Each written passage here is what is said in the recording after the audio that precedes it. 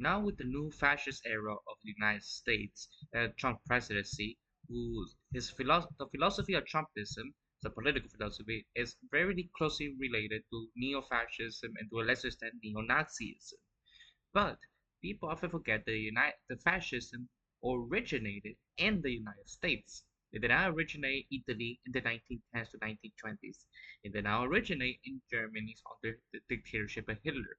No, all the ideas that now we call fascism originated in the 70s, 60s, 70s, 70s in the United States of America. Before we had to understand this, we had to understand how it all started. Fascism originated in America. The country of the United States of America was the first country that racism was its foundation. Prior to this, the concept of race was an 8th century invention in the Islamic world, although it wasn't very popular in the Islamic world until it migrated to Spain, which at the time was called Andalus, and then other places in Europe started to accept this idea of race. It was originally a conspiracy theory, an anti-Semitic conspiracy theory to discriminate Jews. Up until 1492 to 1775, they used the concept of race to later justify certain legal loopholes in in slavery. For example, Christians were not allowed to slave other Christians. Muslims were not allowed to slave other Muslims. So if a slave converted to Christianity or Islam, he according to law is no longer a slave. So over time, around the 18th century, 17th century, 16th century, they started to develop race-based law as a way to stop this loophole from happening. As the founding fathers were slave-owning white rich aristocrats who viewed any non-white race as inferior that must be destroyed. And the United George Washington considered the United States as a sleeping empire waiting to wake up. Thomas Jefferson was the earliest proponent of race science and eugenics before the Victorian era, where scientific racism and eugenics became more susceptible academic. He's been doing that for probably almost a century before that. They wanted to expand to the west. Thomas Jefferson gave an ultimatum for the indigenous population: either genocide or genocide. The only difference is you either assimilate to our culture against your own will, or we're going to mass murder all of you. Later presidents like Andrew Jackson only care about genocide. And in fact, he was the first president you can argue that was more of a king than a president. The concept of manifest destiny and American exceptionalism will never be born from this foundation. The founders already viewed the United States as a continental empire and the right to colonize all the way the United States and all the Americas. As the early in American history, the presidents were labeled as royalty and have titles like Your Majesty, as far back as the presidency of George Washington and John Adams. And Alexander Hamilton was a big proponent of the American monarchy, but that turned out to be a failure. But even then, even early on in American history, there was still debated whether or not America should be a monarchy. If the Thomas Jefferson believed that one day the United States will conquer all of the Americas, and John Adams, the second president of the United States, also wanted to colonize Puerto Rico for military purposes.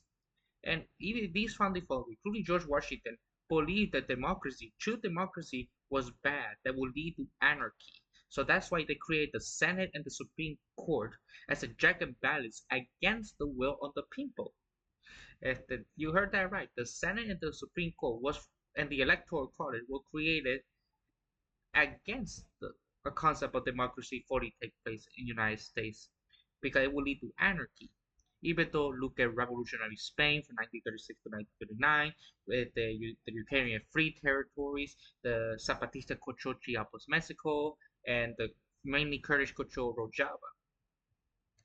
And remember, even the Supreme Court, it has no democratic oversight, with 9 people hold the position for life and not appointed by the people but the president.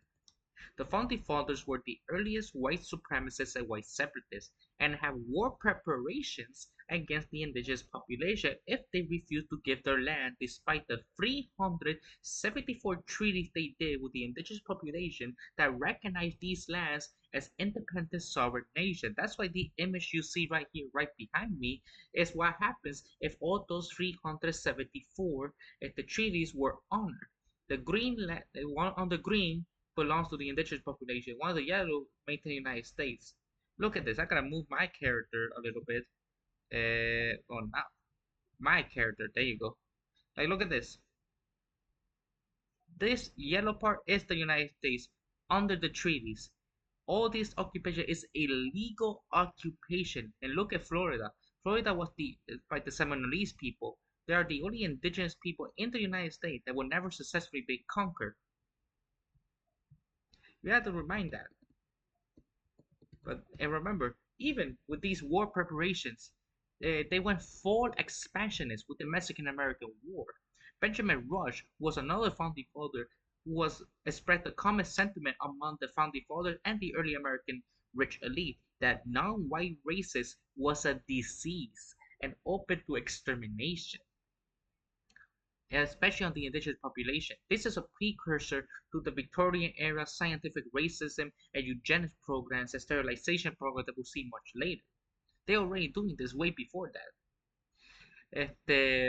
Yeah, their ideas influenced Hitler's Nuremberg laws and Lebensraum, the expansion to the east, while America did the expansion to the west. They were doing this at the very least 30 years before Hitler. Before Hitler, 30 years before Hitler, the US and UK established ideas of a master race to force sterilize lesser populations. For example, in Puerto Rico, they did that. Human experimentation, injecting patients with cancer and tuberculosis, Dr. Cornelius Rose.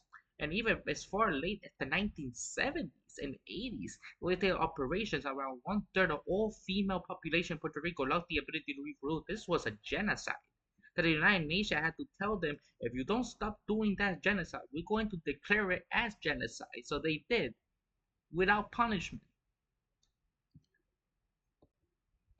And remember, people talk about presidents being tyrannical. It's true, as far like George Washington enforcing tax laws to take down the Whiskey Rebellion. The same thing, taking down the Shays Rebellion, which was the closest we could get to a true revolutionary America. John Adams with the Alien Sedition Act. But the most tyrannical president when it comes to abuse of power, which Donald Trump is following his example, was Andrew Jackson. He was a king, not a president, who committed genocide in the indigenous population. The most infamous was the Trail of Tears. The Seminolese War killed people in cold blood, extrajudicial killings, and openly expressed a being as an autocrat, that the country needs a tyrant to prevent the will of the people. He popularized how the president used the veto, which by his contemporaries was considered a king ignoring his rules. He openly ignores the Congress and the Supreme Court, extending his powers, which is not the first time. Like I said, look at George Washington and John Adams. Look at the Whiskey Rebellion, the Shays Rebellion, or during the American Revolution, when Mississippi and Massachusetts and Pennsylvania had their proto-socialist, proto-anarchist societies, and that they came in to eliminate it because they were more influenced by Thomas Paine, the original founding father. Over the years, these expansionist policies will be wholeheartedly embraced in the South, who want to continue these genocidal fascist tendencies. And the North, although still racist and genocidal in their own right, were a little more hesitant. They want to be more liberal, a little more progressive. They're still fucking racist, but like at least they try not to be. While the South, they're like, no, let's continue the tradition. Over the years, the South wanted to continue this open genocide, imperialism, and slavery that the founding fathers laid the groundwork. In fact, during the 1830s to the 1860s, I already made a video about this, that was the original Red Scare. They were afraid that the utopian socialists like Saint-Simon or este, and the early proto-anarchists, like William Godwin and Pierre Joseph Proudhon, like these early utopian socialists and anarchists are going to take their slaves. Like nowadays, it's like they gotta take our jobs, but it's take our slaves. And that's even hell that the borderline anarchist John Brown, who wanted to abolish slavery, he could have succeeded in harshly afraid if he let the African American slaves rise up by themselves and without delay go to the Appalachian Mountains to have a radical free state. But because he stopped and stayed instead of going there, He could have succeeded. It could have been a possible success. And with the election of Abraham Lincoln, that's where the Confederate State of America was founded. It was the first fascist state in its purest form, besides the original United States. But Abraham Lincoln, people often forget Abraham Lincoln was a radical. He was a communist sympathizer, and it's like a couple of months before his assassination, his second inauguration, he defended Karl Marx's labor theory of value. And he made multiple policies that were originally proposed by socialists. He appointed various socialists, communists, and anarchists in his office. Even one of his top generals in the Union Army was a communist who wanted to kill Karl Marx because he was considered a true conservative. You know, I will put in the description about that. The radical history of Abraham Lincoln. Este, but besides that, after his assassination, you know, and the most fraudulent and closest election in American history, which was the 1876 election, where Rutherford Hayes lost the popular vote, but won by one single electoral vote. And both sides were doing fraudulent, shady things, right? Where he basically said, if you put me as president, I will end Reconstruction. And he did. It's the point to end the rise of the African American people. It ended the anarchist society of the South Carolina colony. He destroyed the South St. Louis colony, another radical anarchist society who was compared to the American equivalent of the Paris Commune. He suppressed radical socialist protests in the Great Railroad Strikes in 1877. He helped found the Jim Crow laws. He allowed slavery in the prison system in the 13th Amendment, which, by the way, under the 13th Amendment, slavery is still legal in the prison system. Slavery is still legal. I repeat that. And also, of course, the cultural genocide in indigenous population, which every president does way after him. There's also the birth of the Ku Klux Klan, which was founded by ex-Confederate soldiers. You know, the secret society of the Knights of the Golden Soldier, who wanted to conquer all Central and South America enclaves and the Caribbean and Mexico. Although thankfully they got stopped before they gave it to anything significant. But many of these Confederates would later make established colonies in Brazil called New Texas and Americana, which still exists today, just like how Nazis fled to Argentina and Chile and made their own colony, like the infamous Colonia Dignidad in Chile. And also, they when they couldn't do it with government support because they did it by themselves called filibusters. One popular example would be Nicaragua, where they established a slave state in Nicaragua for a year. They conquered another country, and an American became their leader. This is also, the only successful coup d'état in American history, the Wilmington coup in 1868. Este, which killed over around 300 African Americans and successfully created a white-only state and prevent blacks having equal rights until 1960, until 100 years. The same thing goes even after the fall of the original Klan, right? The rise of the second Ku Klux Klan, which was actually Ku Klux Klan at its peak and its power, influence, and membership, was all thanks to another racist bastard, President Woodrow Wilson, who screened the first Hollywood blockbuster, The Birth of the Nation, in the White House, which was a movie romanticizing, portraying the KKK as the good guys. And the KKK were considered heroes and a legitimate political group during the 1920s. Remember, before World War II, and in many cases before Hitler even rose to power, they have 11 elected governors, 75 representatives, 16 senators who are members of the KKK. President Truman tried to join the KKK for electoral advantage, although it didn't work. But again, he was a racist himself. That's the way how he treated the Jews. He himself has admitted that the way America treated the Jews was no different than the Germans. The only difference is that they didn't kill the Jews. That's by Harry Truman's own words. And also, he bombed Puerto Rico in 1950 in Jayuya and Utuado, and he's the only president who allowed the nuclear bombing on Hiroshima and Nagasaki, which was, by the way, completely not necessary at all. I gotta put everything in the description on my socials and shit. But like I said, like this guy was mass murder.